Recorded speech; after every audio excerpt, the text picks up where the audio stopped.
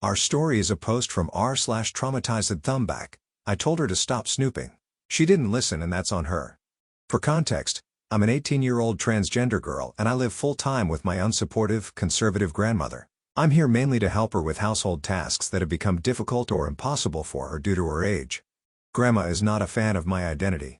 While she's not openly hostile most of the time, she often makes snide remarks about my gender that leave no doubt about her true feelings.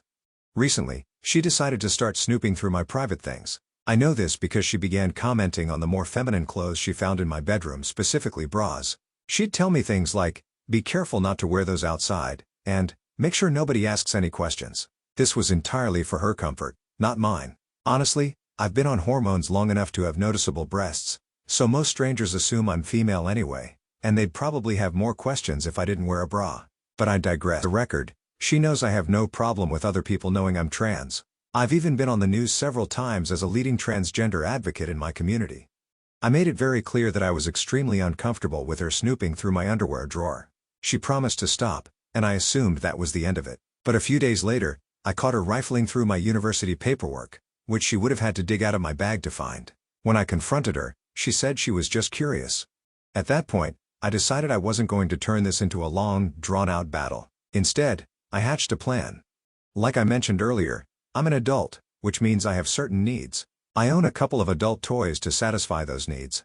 Normally, I keep them locked in a box in my car where I know no one will find them. But this time, I discreetly moved them to my sock drawer. To make things even more interesting, I also bought an absolutely massive bottle of lube and put it in there with the toys. I figured Grandma had no legitimate reason to dig in my sock drawer, so if she stumbled across my stash, it would be entirely her fault. A few hours ago, I took a shower. While I was in there, Grandma apparently got curious again. When I returned to my bedroom, I noticed the sock drawer was open. Immediately, I knew she had found my little trap. I walked into the other room where she was, and she refused to make eye contact with me. I didn't say a word, but judging by her reaction, I think it's safe to say she won't be snooping through my things again anytime soon. It's been about 6 hours, and she still hasn't looked me in the eye. For my part, I'm just going to play dumb so she doesn't realize it was a setup. Hopefully, she's learned her lesson. Edit. To clarify, I'm living with her mostly for her benefit, not mine. I moved in so she could remain in her home, as she would have had to move out years ago without help. Story from r/petty revenge, instant revenge on a mean nurse. I was in a mountain bike accident that nearly killed me. They had to helicopter me to a trauma center and crack me open to stop the bleeding. My neck to groin scar now looks like someone ironed a 3-foot earthworm onto my torso, then stapled it in place. I wasn't expected to survive, but after a couple of weeks in intensive care, I was finally moved to a regular hospital room. One day, a group of medical personnel came to check me out. Among them was a large, mean-looking nurse who seemed straight out of central casting for a gruff, no-nonsense character. Without a word, she yanked down the sheet and jerked up my gown, exposing my very sad, post-trauma wiener in a way that felt more like a display of dominance than a necessary part of the exam. Having been treated gently and respectfully up until that point, I was stunned. She continued her exam with a gruff, "Squeeze my hand as hard as you can." Now, I was a shadow of my former self, down to 120 pounds from a fit 160, and I couldn't even sit up without help. I assumed she expected a feeble attempt, maybe a slight squeeze at most, but what she didn't know was that mountain biking had gifted me with exceptional grip strength. So I squeezed her hand with everything I had, careful to keep my face calm and neutral. She yelped in surprise, then in pain, and tried desperately to wrench her hand free. Her efforts were futile against my iron grip. In that moment, I felt a surge of triumph. For the first time since my accident, I knew the old me, the strong, determined me, was still in there. I was going to be okay.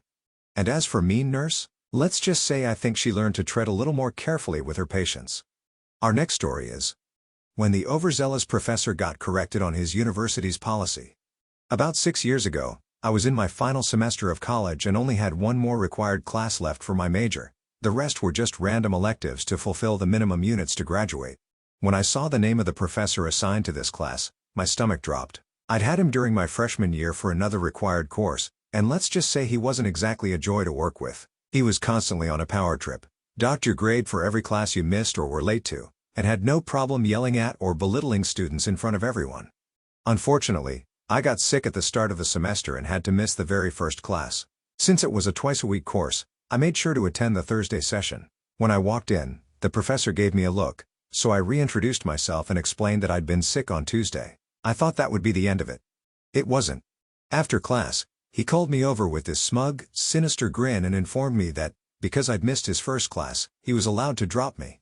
"You'll have to take the class next semester." "Sorry," he said, clearly anything but sorry.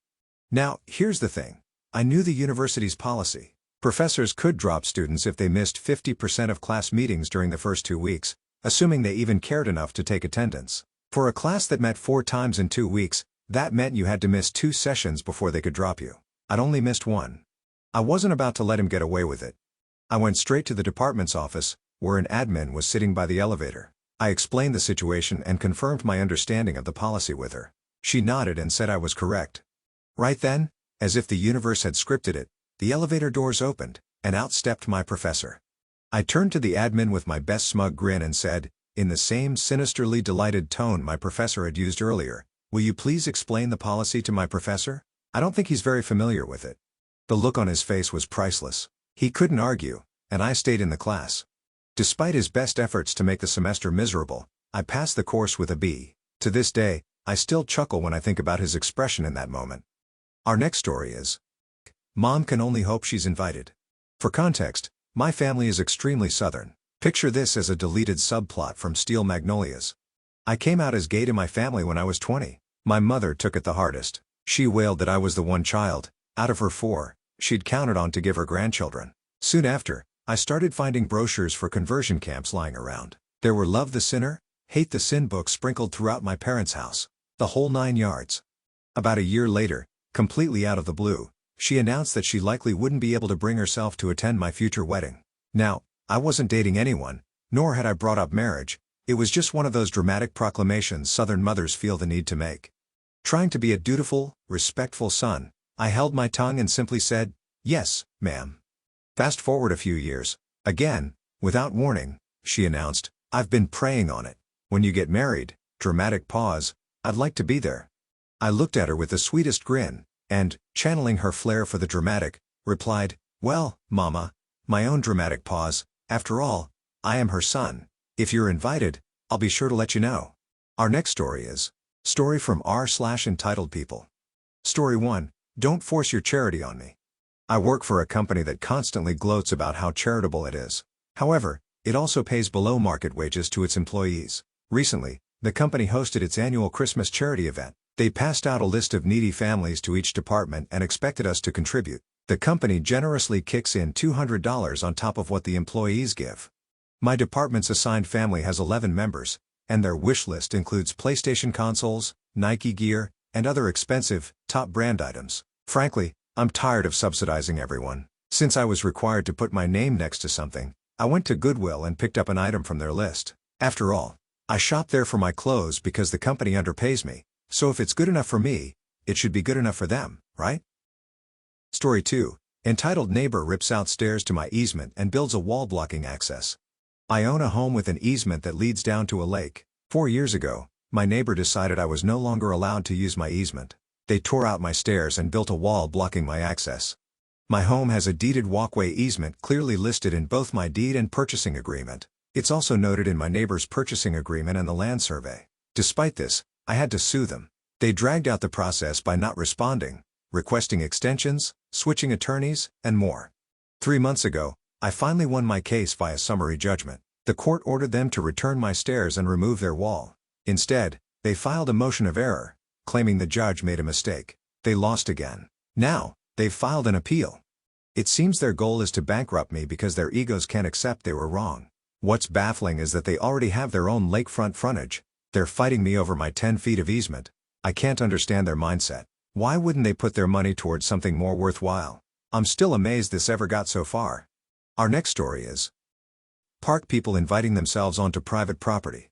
I'm overwhelmed by the entitlement and disrespect of people, sometimes with their families and dogs, coming onto my property. I live in a condo, my patio faces a hill, and at the top is the park walkway leading to the actual park, just 50 feet away. My patio is steeply downhill from the path, making it very obvious that my property is not part of the park. My HOA manager refuses to put up private property signs and blames me for being hostile when I politely ask people, who strangely choose to hang out right next to my patio or let their dogs poop there, to move along. I explain that this isn't the park and request that they leave. In response, I've been sworn at, threatened, and harassed. Usually, they won't leave until I threaten to call the police. Eventually, I'm forced to get rude as well. Despite sending 4 emails about this, all I received from the HOA management was a response saying they were getting complaints. I was told, unbelievably, that I shouldn't say anything to anyone, and that the HOA would look into signage again. I sent a polite but thorough email in return, outlining my concerns about my safety and their hostility, and mentioned that I would be documenting everything for my attorney. The HOA is now trying to spin this situation as though I am an unhinged, aggressive, and unreasonable owner, when in reality, I am a single woman who doesn't feel like my privacy is being respected. I am now nervous to sit on my patio and am exhausted from dealing with confrontations. Are there any practical solutions I haven't considered? There has to be a reasonable answer to this. For the record, they won't consider security cameras or a fence. Edit. There are floodlights and bushes right next to the patio, making it very clear that my home isn't part of the park. Story 2. Just had my life threatened in a drive-thru line. This woman was trying to re-enter the drive-thru line because, I guess, she forgot an item or a sauce. I saw her and waited for about 30 seconds to let her get in. She didn't move, probably wasn't paying attention, so I decided to go ahead. She started honking repeatedly like a madwoman, but I just ignored her. 20 minutes later, I get to the speaker to tell them I have a mobile order, and she won't stop yelling at me. "Excuse me, did you not see me there?" I yelled back, "I waited for you, and you didn't go." She kept screaming over me, yelling, "That will get you FD up, B." I yelled, "I'm sorry, okay," but she just continued yelling about how she would F me up. At that point, I yelled, "It's not that serious, it's just Wendy's." I rolled up my window and called the cops to come patrol, just in case. What the hell has this world come to? Because she had to wait 30 more seconds and thought I cut her off? What the actual F? I'm never getting fast food again. That's it for now, see you in the next post.